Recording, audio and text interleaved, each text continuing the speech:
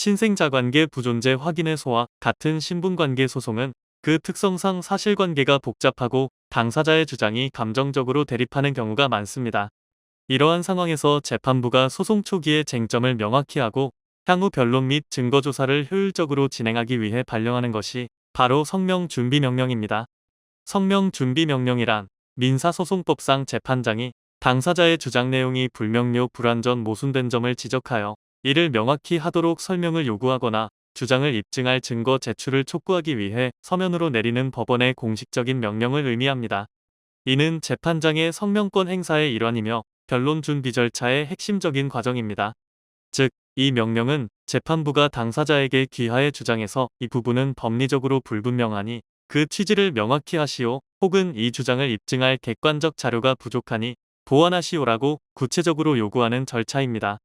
이는 재판의 낭비를 막고 당사자의 공격 방어 방법을 조기에 명확히 하여 소송의 핵심 쟁점을 정리하려는데 그 목적이 있습니다. 오늘은 저희 법무법인 1000명을 찾아주신 사례와 함께 친생자관계 부존재 확인 소송과 성명준비명령에 대해 더 자세히 알아보도록 하겠습니다.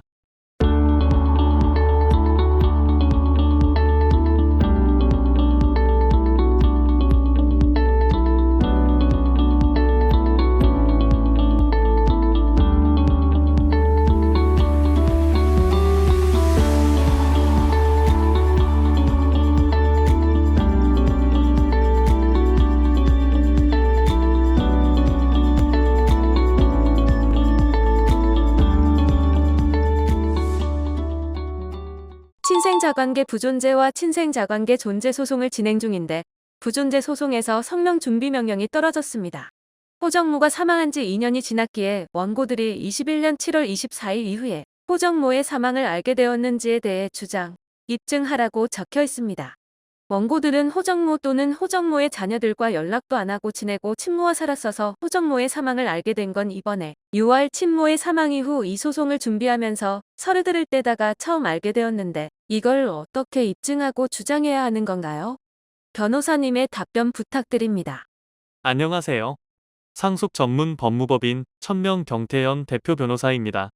질문자님의 사안처럼 친모와 호적상 모가 서로 다른 경우 두 가지 소송을 모두 진행해야 합니다. 그리고 친모와의 유전자검사도 필요합니다. 다만 호적상 모가 사망하거나 혹은 친모가 사망한 경우에는 피고를 검사를 상대로 해야 하거나 혹은 사망 사실을 안 날로부터 2년 이내에 해야 하는 제척기간에 문제가 있습니다. 질문자님의 경우 역시 이와 같은 부분에 대해 법원이 성명권을 행사한 것입니다. 즉, 질문자님을 포함한 원고는 그 이전에는 사망 사실을 몰랐다와 같은 소극적 주장이 아닌 특정한 시점에 알게 되었다라는 적극적인 주장과 함께 입증하여야 합니다. 이는 통상적으로 정황적 주장이나 증거를 통한 입증으로 이루어집니다. 정황적 주장은 진술서, 주민등록 초본, 제3자의 사실확인서 등으로 호정모의 사망을 곧바로 알지 못했던 것에 대한 이유를 설득력 있게 제시하여 법원의 의구심을 해결하기 위함입니다. 하지만 성명준비명령의 핵심은 증거를 통하여 제척기간이 지나지 않았다는 것에 대한 결정적 입증입니다. 이는 기본 증명서나 재적 증명서 혹은 제3자와의 대화 내용 통화기록, 목록, 우편물 등으로 입증이 가능합니다. 결국 이러한 문제는 법원에서 자신의 상황을 면밀하게 설명하고 증거를 통해 입증하는 것이 핵심입니다. 하지만 이는 일반인이 진행하는 것보다 여러 소송과 사건 해결로 만들어진 상속 전문가의 노하우가 필요한 부분입니다.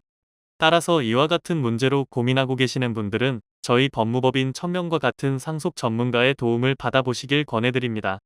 저희 법무법인 1000명에서는 의뢰인분들의 전반적인 상속 문제 해결과 친생자 문제의 해결을 위해 친생자 센터를 운영하며 친생자 사건에 대해 꾸준한 연구를 진행해오고 있습니다. 오늘은 친생자 관계 부존재 확인 소송과 성명준비명령에 대해 알아보았습니다. 오늘 준비한 내용이 마음에 드셨다면 좋아요, 구독, 알림 설정 한 번씩 부탁드립니다. 상속, 유류분, 가사소송 등에 대한 유익한 정보가 계속해서 업로드됩니다.